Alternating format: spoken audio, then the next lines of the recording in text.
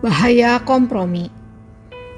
Renungan diinspirasi dari kitab Esra bab 9 ayat 5 sampai 9. Pada waktu korban petang, bangkitlah aku dan berhenti menyiksa diriku.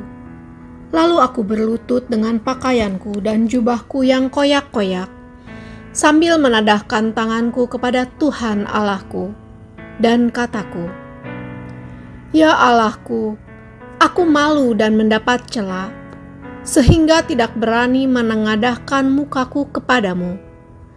Ya Allahku, karena dosa kami telah menumpuk mengatasi kepala kami, dan kesalahan kami telah membumbung ke langit.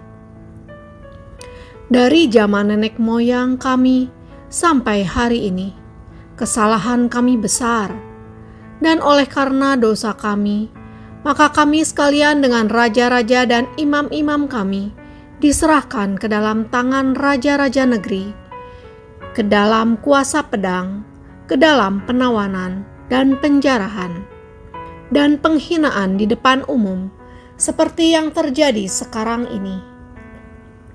Dan sekarang baru saja kami alami kasih karunia daripada Tuhan, Allah kami yang meninggalkan pada kami orang-orang yang terluput, dan memberi kami tempat menetap di tempatnya yang kudus, sehingga Allah kami membuat mata kami bercahaya, dan memberi kami sedikit kelegaan di dalam perbudakan kami. Karena sungguh pun kami menjadi budak, tetapi di dalam perbudakan itu kami tidak ditinggalkan Allah kami. Ia membuat kami disayangi oleh raja-raja negeri Persia, sehingga kami mendapat kelegaan untuk membangun rumah Allah kami dan menegakkan kembali reruntuhannya, dan diberi tembok pelindung di Yehuda dan di Yerusalem. Demikianlah sabda Tuhan. Syukur kepada Allah. Esra adalah seorang imam dan mahir dalam Taurat Musa. Dia juga taat dan setia kepada Allah Israel. Esra, selain mengajar, juga melakukan ketetapan dan hukum Taurat kepada bangsa Israel. Saat Esra berada di Babel, perkawinan campur marak. Orang-orang Israel lemah dalam berkomitmen pada iman Yahwe. Mereka berpaling dari iman dan mengikuti kepercayaan-kepercayaan pasangannya. Jatuhlah mereka ke dalam dosa karena menduakan Allah, dan akibatnya mereka dibuang ke Babel. Pepatah mengatakan, pergaulan yang buruk merusak kebiasaan yang baik. Ya, tepat sekali. Membiarkan pergaulan dengan para penyembah berhala berarti membiarkan adanya kompromi di berbagai bidang yang pada akhirnya melemahkan komitmen. Ini bahaya. Kelemahan dalam komitmen ini menyebabkan mereka tidak setia kepada Allah Israel.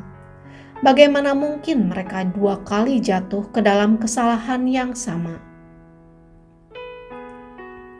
Nabi Esra sungguh prihatin. Dia menyiksa diri dan mengoyakkan jubahnya sebagai tanda berduka. Kemudian dia berdoa memohon belas kasihan Tuhan bagi bangsanya. Dalam suatu percakapan ringan, seorang remaja bertanya kepada Romo, "Mengapa orang Katolik harus menikah dengan orang seiman?" Romo menjawab, "Bukan keharusan, tetapi dianjurkan menikah dengan orang seiman. Karena dalam perkawinan sangat banyak masalah dan persoalan yang akan dihadapi. Dengan menikah seiman, paling tidak mengurangi mengeluarkan banyak energi karena perbedaan prinsip." Anak remaja itu diam, termangu, berusaha mencerna perkataan Romo. Kawin campur masih banyak dilakukan oleh pengikut Kristus sampai saat ini. Bukan tidak mungkin, pada akhirnya banyak dari antara mereka tidak bertumbuh dalam iman yang benar akan Kristus.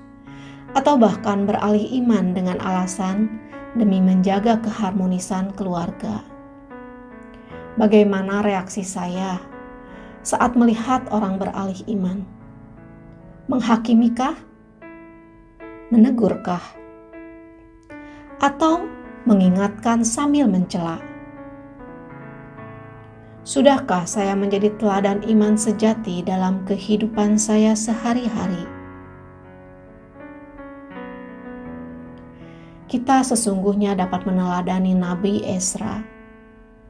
Tidak banyak berkata-kata selain berdoa dengan penuh keprihatinan, ketulusan, dan belas kasih bagi mereka yang menyimpang dari iman akan Kristus. Karena dia percaya penuh akan kasih karunia Allah yang tidak pernah meninggalkan umatnya. Terkadang doa adalah satu-satunya cara yang paling ampuh saat kata-kata tampaknya sudah tidak memiliki makna. Marilah kita berdoa. Tuhan Yesus, ampuni kami yang seringkali masih belum menjadi pelaku firman yang sejati. Ubah kami menjadi pribadi yang semakin menyerupai Engkau, sehingga tidak menjadi batu sandungan, tetapi menjadi teladan iman bagi keluarga dan orang di sekitar kami. Amin.